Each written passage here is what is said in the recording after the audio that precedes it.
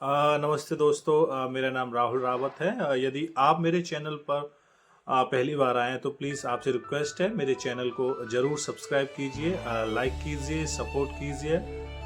तो जिस बिल के बारे में कल पूरी रात घमासान होता रहा, चर्चा चलती रही, वो आखिरकार 288 वोटों से लोकसभा के अंदर कल रात पारित हो चुका है। तो हाँ जी, अब वक्त पहले जैसा नहीं रहा और वक्त में कुछ बदलाव इस अमेंडमेंट बिल के जरिए किए गए हैं। तो आइए जानते हैं कि वो कौन से ऐसे 5 बड़े बदलाव हैं, यानी कि अमेंडमेंट्स हैं जो इस बिल में लाए गए। तो आइए चलिए पहले तो ये समझते हैं कि वक्फ का मतलब क्या होता है। वक्फ अरबी भाषा के वकीफ शब्द से आया है, जिसका अर्थ होता है स्थायी बना देना, ठहरा देना।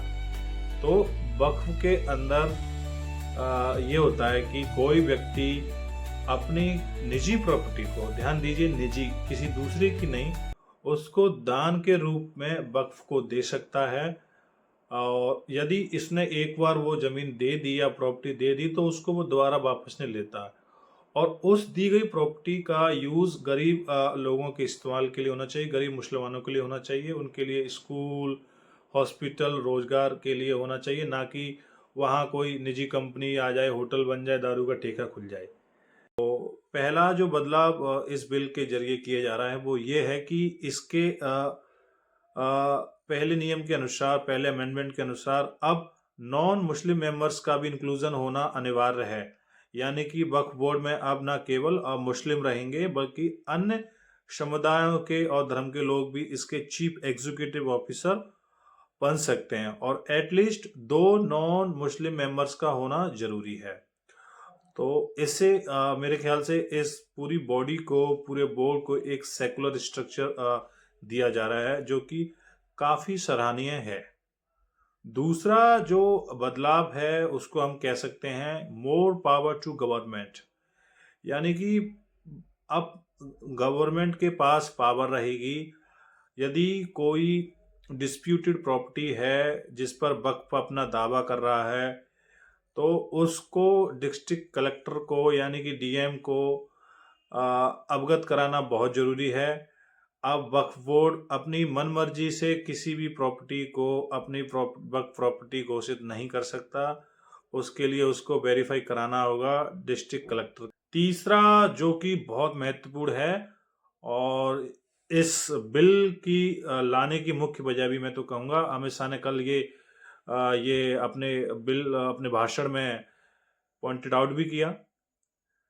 तो ये है वक्फ बाय यूजर, यानी कि सेक्शन 40। ये मेरे ख्याल से देखा जाए तो सबसे बुरा पहलू था वक्फ का, कि जिसके जरिए वक्फ अब किसी भी प्रॉपर्टी को ओवरनाइट वक्फ घोषित कर देता यदि वो अनरजिस्टर्ड है। और कई कई केसेस में तो यही भी कंप्लेंट्स आई हैं कि प्राइवेट प्रॉपर्टीज पर भी उन्होंने वक्फ घोषित करके कब्जा कर लिया है।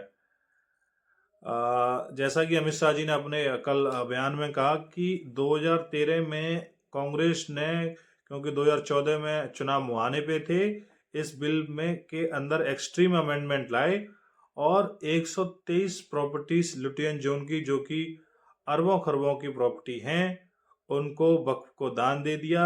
रेलवे की प्रॉपर्टी को भी दान दे दिया, नॉर्थ रेलवे की प्रॉपर्टी के बारे में मैं बात कर रहा हूँ। तो अब ऐसा नहीं होगा।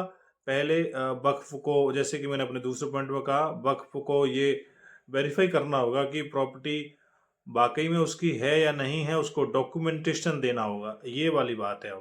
अब ऐसा नहीं है कि कोई 100 साल से 50 साल से यदि कोई प्रॉपर्टी है, उसको वक्फ ने अपने कब्जे में ले रखा है, तो वक्फ उसको अपनी कर सकता है। तो मेरे ख्याल से इन फ्यूचर ये होगा कि जितनी भी इलीगल और डिस्प्यूटेड प्रॉपर्टीज हैं वो गवर्नमेंट के कब्जे में जाएंगी, और यदि वो वाकई वक्फ की हैं तो निश्चित रूप से वक्फ को दिया जाएगा, जैसे कि इसमें कोई दो राय नहीं है।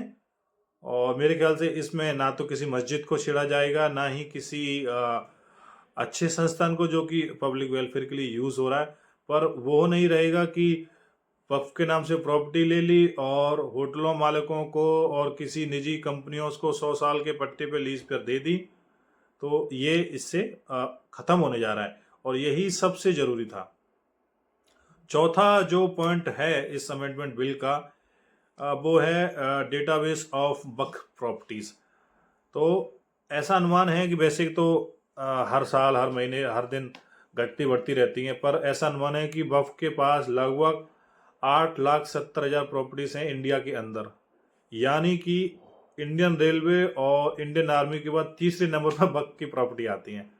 तो आप अंदाजा लगा लीजिए इस चीज़ से कि वक्फ के पास कितनी बेशुमार प्रॉपर्टी आज़ादी के बाद इन्होंने इकट्ठी कर ली है, जिसका कि कोई हिसाब किताब नहीं है। तो अब 6 महीने के अंदर वक्फ को अपनी प्रॉपर्टीज का जायजा गवर्नमेंट को देना पड़ेगा, पोर्टल्स पे देना पड़ेगा। तो इससे मेरे ख्याल से जितनी भी प्रॉपर्टीज हैं उनका अटैचमेंट हो जाएगा और एक ऑटोमेटिकली सर्वे करने में इनसे हेल्प लेगी और उनको वेरिफिकेशन किया जाएगा कि ये प्रॉपर्टी इलीगल है या लीगल है। और आखिर में पांचवा जो पॉइंट है, पांचवा जो अमेंडमेंट है वो ये है कि अब वक्फ ट्रिब्यूनल का डिसीजन फाइनल नहीं रहेगा। मतलब ये है कि पहले ये होता था कि वक्फ की ज़मीन यदि विवादित है, किसी कोई पार्टी इस पर केस करना चाहती है, अपील करना चाहती है, तो वो वक्फ ट्रिब्यूनल के पास जाया करती थी। वक्फ ट्रिब्यूनल यानी कि वक्फ बोर्ड बोर्ड द्वारा बनाया हुआ लोकल कोर्ट, जो कि वक्फ के ही हित में फैसला अक्सर देता था। ऐसी शिकायतें थी। अब चूंकि बदलाव आ चुका है तो पार्टी इसको हाई कोर्ट में भी अपील कर सकती है। तो इसमें न्याय दिलाने की जो है गुंजाइश काफ़ी बढ़ गई है। तो ये थे 5 बदलाव और इससे मुझे लगता है कि बीजेपी ने एक हिस्टोरिक मूवमेंट किया है। उम्मीद करता हूँ कि ये जो ज़मीनें हैं जिनका कि मौलाना और ये मुल्ले अपने फ़ायदे के लिए यूज़ कर रहे थे, निजी कंपनियों को दे रहे थे पट्टे पर और प्रॉपर्टी को किराए पर दे रहे थे, उनका इस्तेमाल सही मायने में गरीब समुदाय, मुस्लिम समुदाय के लिए होना चाहिए, उनके बच्चों की शिक्षा के लिए, रोजगार के लिए, स्किल डेवलपमेंट के लिए होना चाहिए। और जितनी भी अवैध ज़मीनें इन्होंने जो अपने कब्जे में ले रखी हैं उनको सरकार वापस ले।